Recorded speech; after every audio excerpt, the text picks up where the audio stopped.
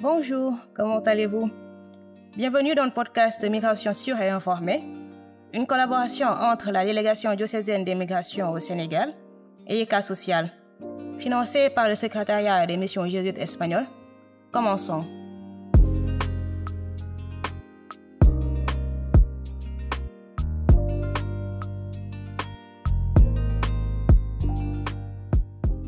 Les projets migratoires ont de graves répercussions sur les différentes sphères de la vie des personnes qui les subissent. Et la réalité des morts et des disparitions en mer est aussi visible que douloureuse. Cependant, derrière chacun d'entre eux, une femme, une famille et une communauté se trouvent de l'autre côté, vivant une attente angoissante, reconfigurant leur vie marquée par l'incertitude et la douleur qui font d'eux des victimes invisibles de cette réalité. Nous nous entretenons aujourd'hui avec Yaye Bayem Diouf, présidente du collectif des femmes pour la lutte contre l'immigration clandestine de Thiaroye-sur-Mer. Suite au naufrage de 2 barges en mars 2006 et à la mort de 132 jeunes, elle décide d'engager le collectif dans la lutte contre l'immigration clandestine et entame un combat pour les droits des femmes.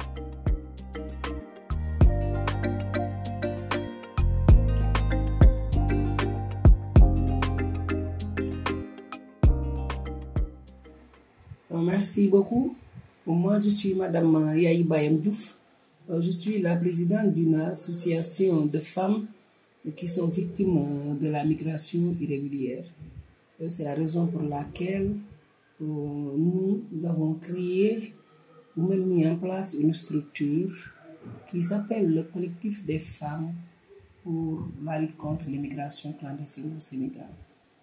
Et je ne vais pas revenir sur ce qui pousse nos jeunes à partir, mais je vais plutôt accentuer ma communication sur les conséquences de cette migration irrégulière.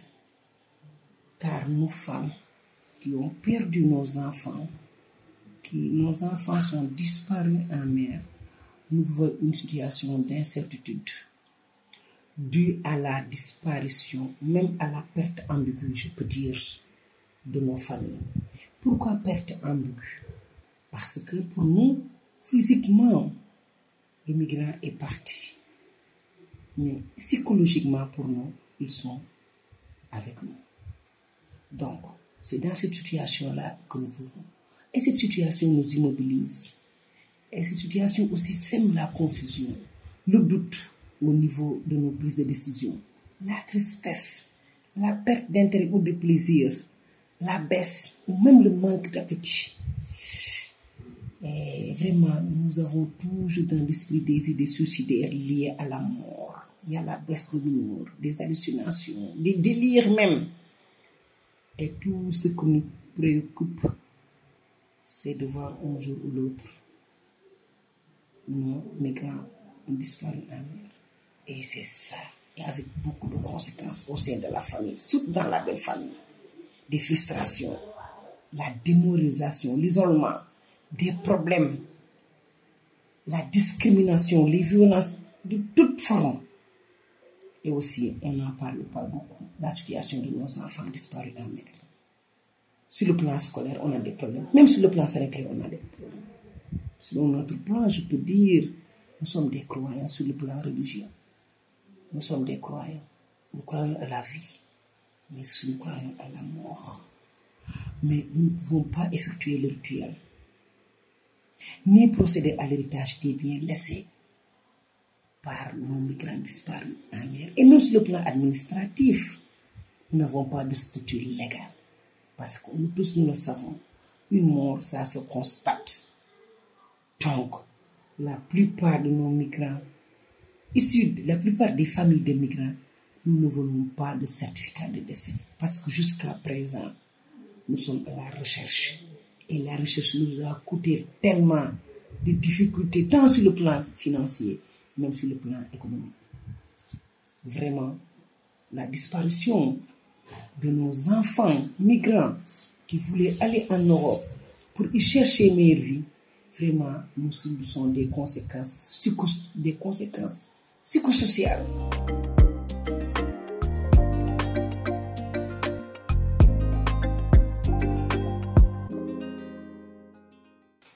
qui nous amène même à vouloir partir en mer, les chercher. Donc, vous voyez là où nous sommes. Et même cette situation, les conséquences, dans le voisinage même, on est regardé, on est observé. Surtout que dans le quartier, l'entourage immédiat du migrant, tu vas voir un jour ou l'autre un migrant venir en Europe. On ne sait pas ce qu'il fait. Il amène ses biens. Il y a des cérémonies qu'on organise. Nous ne voulons même pas partir, assister à ces cérémonies.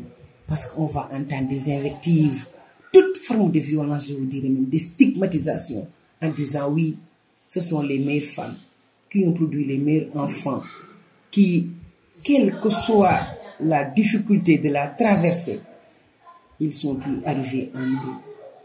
Bien qu'on ne sache pas ce qu'ils sont en train de faire là-bas, mais ils ont amené de l'argent. Et voilà, la meilleure fille du quartier sera son épouse. La meilleure maison du quartier l'appartient. Pendant ce temps, nous sommes dans des situations incertaines. Et c'est ce qui m'a poussé. La disparition de mon fils en mer a été un déclic pour moi, pour montrer que la femme peut jouer un rôle important par rapport à la lutte contre ces départs massifs de jeunes. Je ne dis à personne de ne pas voyager, de ne pas bouger, parce que l'homme est né libre et a la liberté de circuler, mais il faut circuler dans les voies légales. C'est la raison pour laquelle j'anime beaucoup de conférences, beaucoup d'activités pour montrer aux jeunes les possibilités qu'il y a ici au pays, dignes et honnêtes, qu'ils peuvent avoir. Et par rapport à la situation que nous vivons, nous ne souhaiterons à aucune femme de subir les conséquences néfastes de cette migration irrégulière. La disparition de mon fils en mer nous a beaucoup déboussolés. Elle nous a mis dans des situations où la semaine passée, il y avait une pirogue qui a chaviré au large de Ouakam. Ce jour-là, c'est comme si le jour où on m'a annoncé la disparition de mon fils. Plus ça dure, plus ça revient. Plus ça dure, plus c'est plus douloureux. Donc, chers compatriotes, c'est un cri du cœur que je parle. Essayons encore, un jour ou l'autre, nous allons retrouver ce que nous croyons avoir perdu, notre dignité humaine. La vie n'a pas de prix. Restons ici. Creusons encore davantage. Travaillons encore. Nous sommes dans un pays à beaucoup de potentialité. Si nous essayons de les exploiter, vraiment, je pense que les Européens, ce sont eux à leur tour de venir chez nous pour y retrouver leur dignité économique.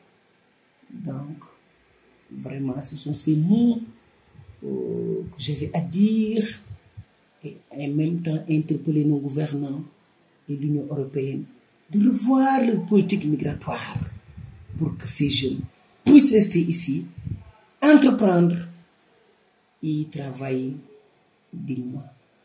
Donc vraiment, je vous remercie pour tout. Merci.